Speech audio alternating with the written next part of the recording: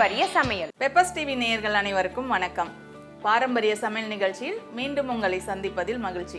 நம்ம ஃபர்ஸ்ட் பார்க்க போறது கேரட் அப்பம். கேரட் அப்பம் செய்வதற்கு தேவையான பொருட்கள்: கேரட், கோதுமை மாவு, கம்பு மாவு, தேங்காய் துருவல், வெல்லம், நெய், முந்திரி, எண்ணெய், ஏலக்காய் தூள், உப்பு. கேரட் அப்பம் எப்படி செய்யுதுன்னு பார்க்கலாம். கேரட் அப்பத்துக்கு நம்ம வெல்லத்தை ஃபஸ்ட்டு கரைச்சி எடுத்துக்கணும். கரைச்சி நான் தண்ணி எடுத்து வச்சுருக்கேன். அந்த கரைச்சி வடிகட்டி வச்சுருக்கேன். இந்த தண்ணியில் நம்ம ஃபஸ்ட்டு கோதுமை மாவை சேர்த்துக்க போகிறோம். கோதுமை மாவு ஒரு அரை கப்பு போட்டுக்கோங்க. அது கூட கம்பு மாவும் நம்ம சேர்க்குறோம். சாதாரணமாக அப்போனா கோதுமை மாவு தான் சேர்ப்போம் இல்லைங்களா? கோதுமை மாவில் தான் அப்பம் செய்வோம், இல்லைன்னா மைதாவில் செய்வோம். நான் இது கூட கம்பு மாவும் சேர்க்குறேன். ஏன்னா கம்பு நம்ம அவ்வளோவா யூஸ் பண்ணுறதே இல்லை. முன்னாடியெல்லாம் நமக்கு களி செஞ்சு தருவாங்க. இல்லைன்னா நான் சின்ன வயசாக இருக்கும் போதெல்லாம் அந்த கம்பை ஊற வச்சு அதில் தேங்காய் கட் பண்ணி போட்டு நாட்டு சக்கரை போட்டு இல்லைன்னா வெல்லம் போட்டு கொடுப்பாங்க. அதுவே நம்மளுக்கு நல்ல சத்தாகவும் இருக்கும், டேஸ்ட்டாகவும் இருக்கும். இப்போ அந்த மாதிரி யாரும் நம்ம பசங்களுக்கு கொடுக்கறதும் இல்லை. இந்த மாதிரி செய்யும்போது இந்த கம்பு, திணை, சிறுதானியெல்லாம் சேர்த்துக்கிட்டோம்னா நல்லாயிருக்கும். நான் அதனால் இந்த கம்பு மாவையும் சேர்த்து செய்கிறேன்.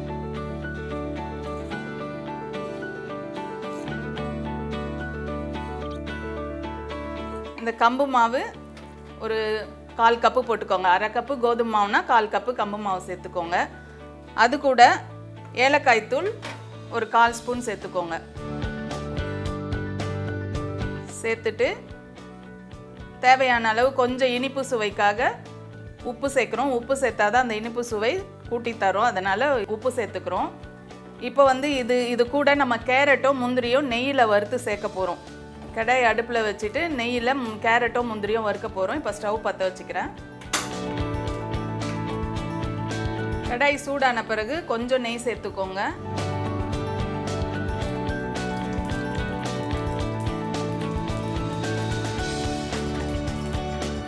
அதில் ஃபஸ்ட்டு பொடியாக கட் பண்ண முந்திரியை சேர்த்துக்கலாம்.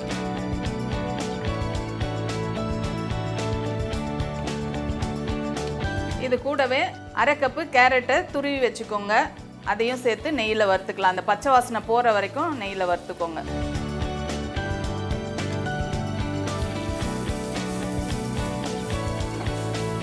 கேரட் நம்ம கண்ணுக்கு ரொம்ப நல்லது. ரத்தம் அதிகமாக நம்ம உடம்புல ரத்தத்தை உற்பத்தி பண்ணும் கேரட்டு. டெய்லி ஒரு பச்சை கேரட்டு காலையில் சாப்பிடும்போது நம்ம உடம்புல இருக்கிற ரத்தத்தை பியூரி பண்ணும், அதாவது சுத்தப்படுத்தும்.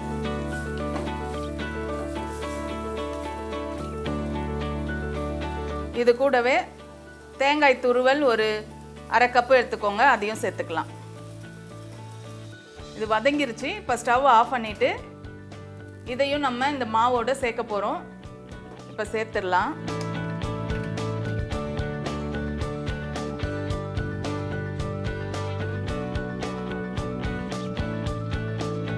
எல்லாத்தையும் சேர்த்து இப்போ மிக்ஸ் பண்ணிக்கோங்க.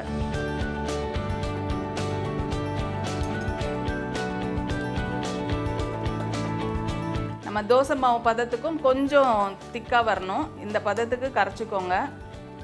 இப்போ நம்ம ஒரு தோசை தட்டு வச்சு அப்பம் சுட்டு எடுக்க போகிறோம். இப்போ தோசை தட்டு வச்சு பற்ற வச்சுக்கலாம் ஸ்டவ்வை. இது மாதிரி ஈவினிங் ஸ்நாக்ஸாக பண்ணி கொடுங்க. குழந்தைங்களுக்கும் ரொம்ப நல்லது. குழந்தைங்களும் விரும்பி சாப்பிடுவாங்க. இந்த கேரட்டை நம்ம பச்சையாக கொடுத்தா சாப்பிட மாட்டாங்க இல்லைங்களா? அதனால் இந்த மாதிரி துருவி போட்டு அது கூட நம்ம கம்புலாம் சேர்த்துருக்கோம், முந்திரி போட்டிருக்கோம். கண்டிப்பாக குழந்தைங்களுக்கு பிடிக்கும். இந்த மாதிரி ஈவினிங் ஸ்நாக்ஸாக செஞ்சு கொடுங்க. டீ மீடியமாக வச்சுக்கோங்க.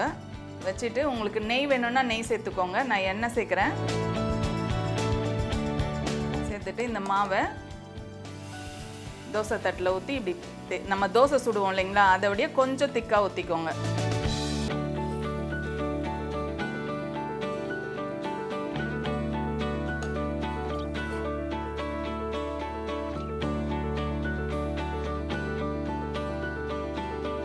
இப்போ ஒரு பக்கம் வெந்துருச்சு. அடுத்த பக்கம் திருப்பி போட்டுக்கலாம்.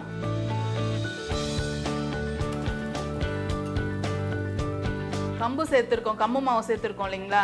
தீயை ரொம்ப ஸ்லோவாக வச்சு வேக விடுங்க. அப்போ தான் அது வேகும். அதுக்காக எண்ணெய் வேணும்னா கொஞ்சம் எண்ணெய் விட்டுக்கோங்க. நெய் வேணும்னாலும் உங்களுக்கு நெய் பிடிக்கும்னா நெய் சேர்த்துக்கோங்க. இன்னொரு பக்கமும் வெந்துருச்சு. எடுத்துடலாம்.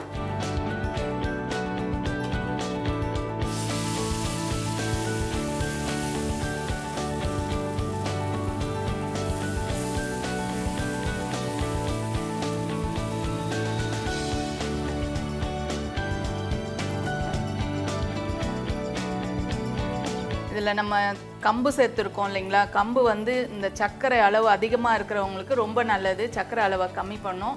நார்ச்சத்து இருக்குது. உடம்புல கெட்ட கொழுப்பு இருந்தால் கெட்ட கொழுப்பையும் கரைச்சிரும். அந்த கம்பு மாவில் அவ்வளோ சத்துக்கள் இருக்குது. சாதாரணமாக கம்பில் வந்து நம்ம களி, கூழ் இந்த மாதிரி செய்வோம். இந்த மாதிரி நம்ம அப்பம் செய்யும்போதோ இல்லை தோசை செய்யும்போதோ அந்த மாதிரி சேர்த்து இந்த கம்பு மாவையும் சேர்த்து கொடுக்கும்போது அதோட சத்து கண்டிப்பாக நம்ம குழந்தைங்களுக்கு, நம்ம வீட்டில் இருக்கிறவங்களுக்கு கிடைக்கும். இன்னொன்று, நம்ம கேரட் சேர்த்துருக்கோம். இதில் கேரட்டில் வந்து எப்படி சாப்பிட்டாலுமே அந்த கேரட்டில் இருக்கிற சத்து நம்மளுக்கு கிடைக்கும்.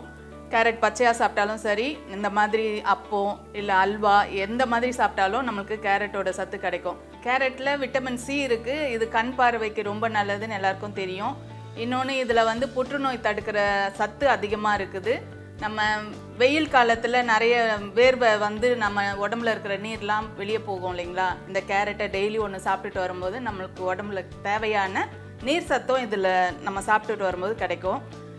அதே மாதிரி நம்ம ஸ்கின் எல்லாம் டேமேஜ் ஆகும், வெயிலில் கருத்து போகும். அந்த நம்ம ஸ்கின்னை வந்து பொலிவாக்குறதும் இந்த கேரட் தான். இந்த மாதிரி சத்தான உணவை நம்ம டெய்லி குழந்தைங்களுக்கு செஞ்சு தரும்போதோ நம்ம வீட்டில் இருக்கிறவங்களுக்கு செஞ்சு தரும்போது எல்லா சத்துமே நம்ம வீட்டில் இருக்கிறவங்களுக்கு கிடைக்கும். இது ரெடி ஆகிடுச்சு. ஒரு பக்கம் வெந்துருச்சு, இன்னொரு பக்கமும் ரெடி ஆகிடுச்சு. நம்ம எடுத்துடலாம்.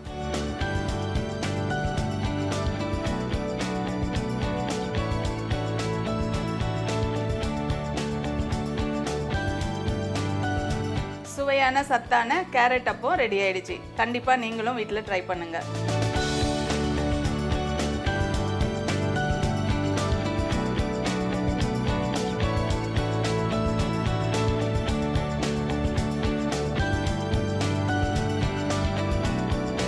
மீண்டும் அடுத்த வாரம் வேறு வித்தியாசமான உணவோடு உங்களை சந்திக்கிறேன். அதுவரை உங்களிடமிருந்து விடைபெறுவது உங்கள் சசி செழியன். நன்றி, வணக்கம்.